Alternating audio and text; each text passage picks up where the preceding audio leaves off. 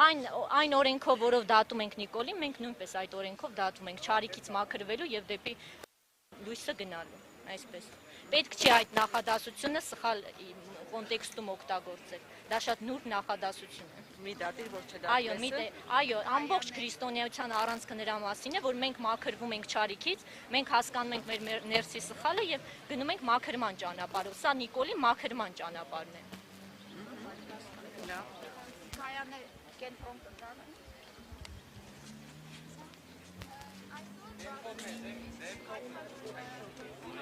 Այսօր մենք մեզ հետ ունենք նաև պաստար, որտեղ մեր հայոց քրիստոնեության մեր սրբերն են, որոնք եկել են նզովելու Նիկոլ Փաշինյանին։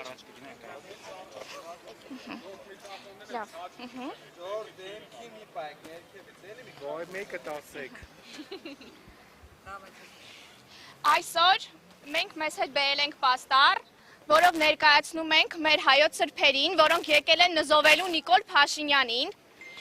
հայ ազգը դավաճանելու, հայաստանման տանելու եւ հայոց սրբությունները ապատվելու եւ հայոց հիմնասյունը հայ առաքելական եկեղեցու դեմ կեղտոտ արշավ սկսելու համար եւ մի շարք այլ հանցագործությունների։ Տեսեք, Նիկոլ Փաշինյանը, եթե ուզում է խոսել բարոյականությունից, թող նախ եւ առաջ ինքը մտածի իր սովորական աշխարհիկ օրենքների խախտման մասին։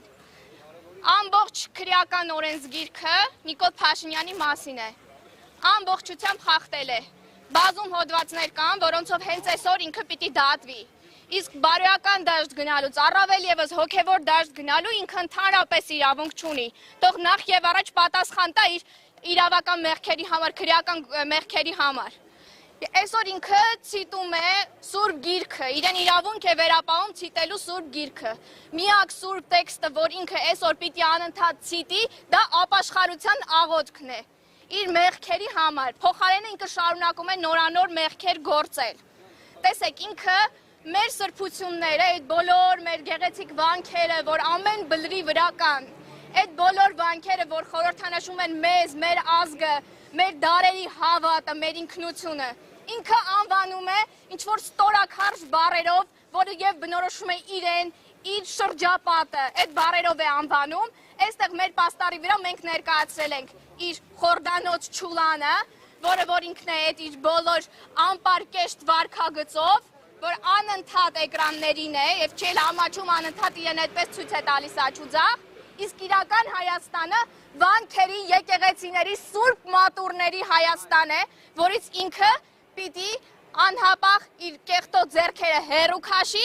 ինքնախոստովանի ու գնա դատվի մինչև կյանքի վերջ պիտի իր մեղքերը ինքը քավի։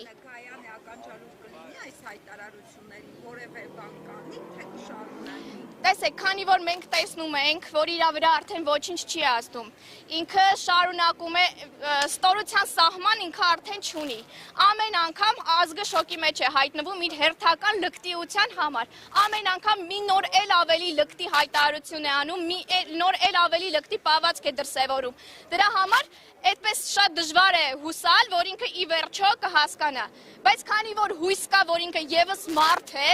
հույս կա, որ իր մեջ ինչ-որ միտեղ թաքնված եւս խիղճ կա, մենք հույս ունենք, որ անընդհատ իրեն հիշեցնելով, որ ինքը բոլոր չափերն անցել է, գուցե մի օր այդ խիղճը, որ հույս ունենք, որ իրոք պիտի իր մեջ էլ որպես մարդ լինի, մի օր կարծնանա, իսկ եթե ոչ, մենք ենք արդեն մեղավոր, մենք ենք մեղավոր իր շարունակական հանցագործությունների համար, որովհետև երբ որ մենք չենք կանգնեցնում չարիքը, ինքը շարունակում է ահագնանալ, ու այսօր մեր կառավարությունը, մեր պետությունը ղեկավարում է մի մարդ, որը իր ամբողջ էությամբ, իր ամբողջ վարքով չարիք է, թե քրեական օրենսգրքով, թե բարոյական, թե աստվածային բոլոր օրենքներով։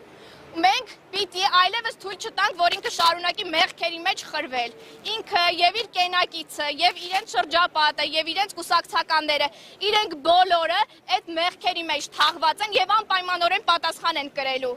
Այդ կեղծ հարցերը, որ ինքը այսօր բերում է օրակարգ, բացարձակ որևէ կապ չունի այն հարցերի հետ, որ ունի այսօր հանրությունը։ Հանրությունը այսօր ունի միայն մեկ պահանջ։ Նիկոլ Փաշինյանը անհապաղ պետք է հեռանա Հայաստանի Հանրապետության վարչապետի պաշտոնից եւ անհապաղ պետք է քրեական պատասխան